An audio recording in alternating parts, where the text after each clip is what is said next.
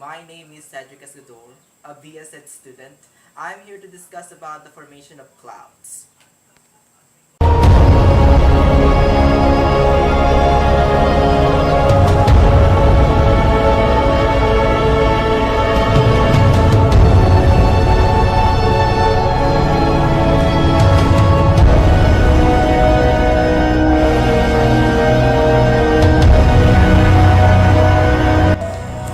Clouds are formed when air containing water vapor is cooled below a critical temperature called the dew point, and the resulting moisture condenses into droplets on microscopic dust particles. In the atmosphere, the air is normally cooled by expansion during its upward movement.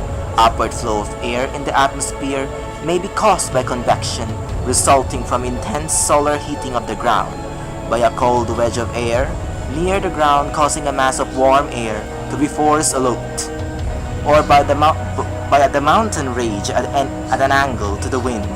Clouds are occasionally produced by a reduction of pressure aloft or by the mixing of warmer and cooler air currents.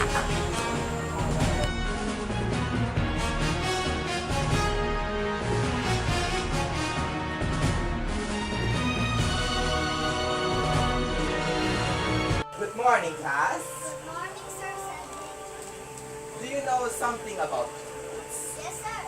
This is understand. Correct. Any definition? Causes rain. Correct. Before we will start our lesson about clouds, do you know the types and forms of them? No, sir. Well, let's play this video to know what are the types of clouds. Before we will begin on our journey to the types of clouds, I will introduce to you these reporters. First is the low cloud stratus.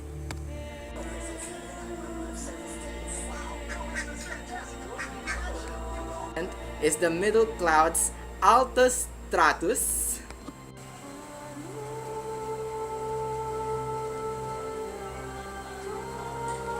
Is the high cloud cirrus. Fourth is the cumulus clouds. Apparently, these four characters will tell us about these types of clouds, and they will explain to us what or why is this clouds like this.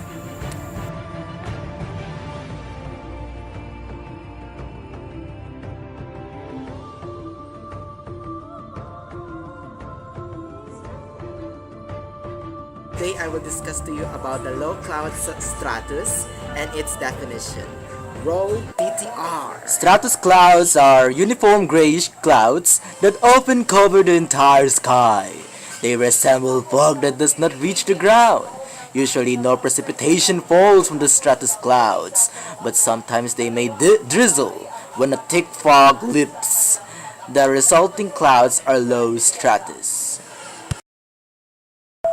Nimbostratus clouds form a dark gray wet-looking cloudy layer associated with continuously falling rain or snow.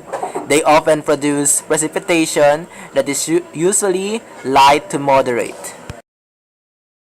As of today, we already know about this low cloud stratus, and let's discuss more about these types of clouds.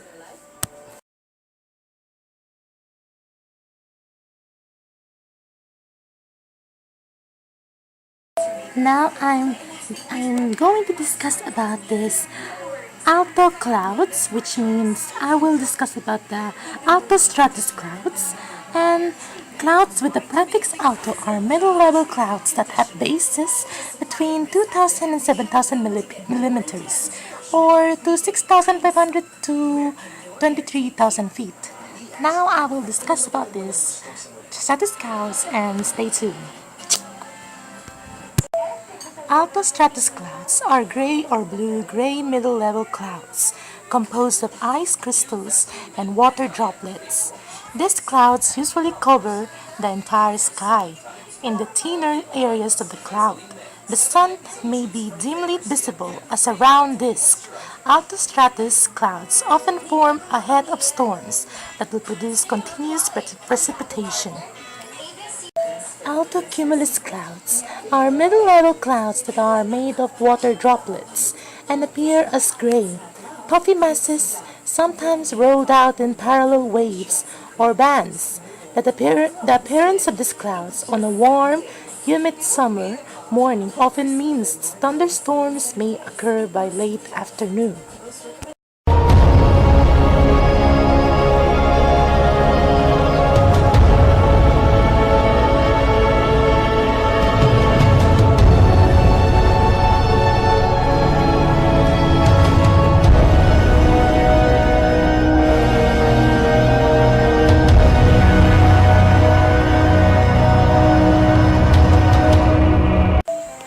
Now we know already the real definition of altostratus clouds. And as of today, our cloud has so much forms that we ourselves don't know why. So this other reporter will tell us more about these types and will clarify us these other clouds. And stay tuned. Hello guys! Pasensya na talaga guys kung naka-jacket ako guys, medyo malamigan. Well, today guys, I will discuss about the cirrus clouds and its very definition. Pause.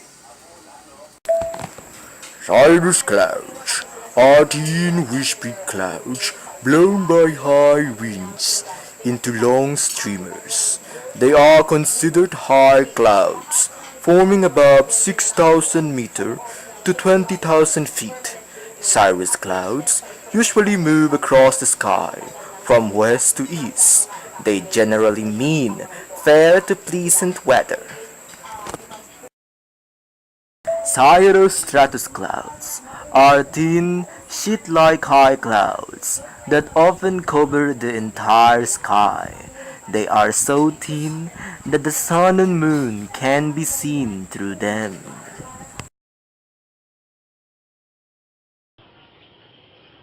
Cirrocumulus clouds appear as small, rounded white puffs.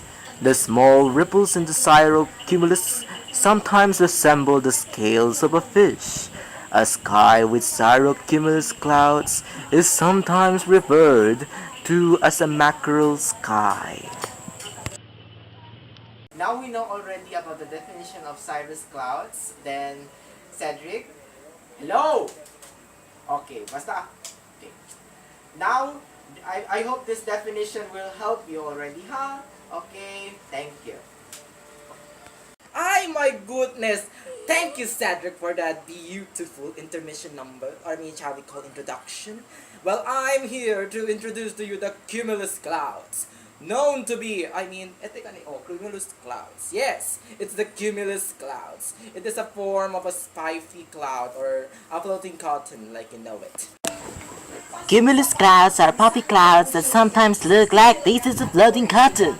The base of each cloud is often flat and may be only 1,000 meters to 3,300 feet above the ground.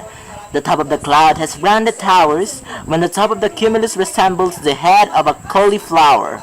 It is called cumulus congestus or towering cumulus. These clouds grow upward and they can develop into a giant cumulonimbus, which is a thunderstorm cloud. Cumulonimbus clouds are thunderstorm clouds that form if cumulus congestus clouds continue to grow vertically. The dark bases may be no more than 300 meters to 1,000 feet above the Earth's surface. The tops may extend upward to over 12,000 meters to 39,000 feet. Tremendous amount of energy are released by the condensation of water vapor within a cumulonimbus.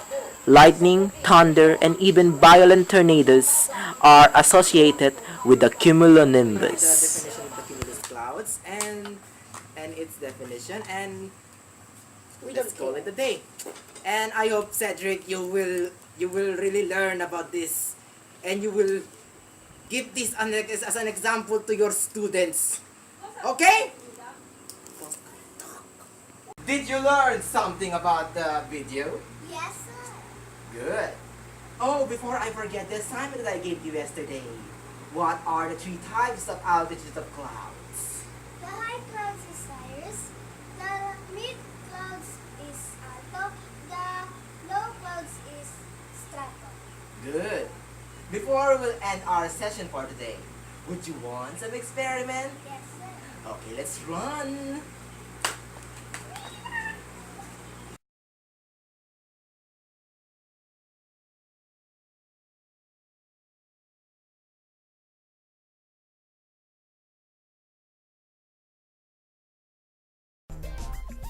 The first step of this experiment is to pour your boiling water into the jar.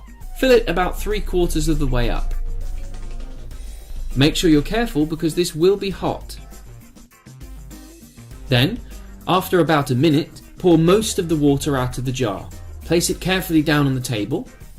Light a match and hold it at the top of the jar for a few seconds. Because we're using matches to conduct this experiment, make sure that you've got an adult around when you're performing it. Then drop the match inside and place the bag of ice on top of the jar. If you look inside the jar, very quickly you'll see vapour starts to form.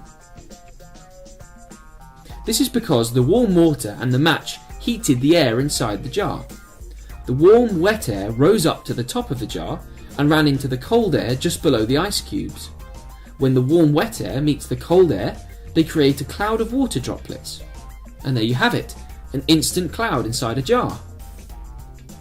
This is just the smaller version of what happens in the sky every day when clouds form. Clouds are just collections of tiny water droplets, formed when the warm air that's being heated by the sun meets the cold, damp air coming off the cold ground. When enough water droplets form together, they get too heavy to float and fall as rain.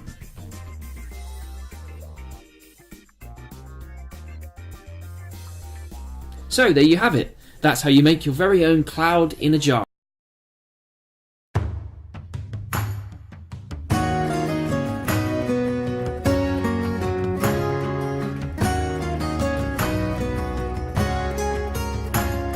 Sometimes you think you'll be fine by yourself, 'cause a dream is a wish that you make all alone.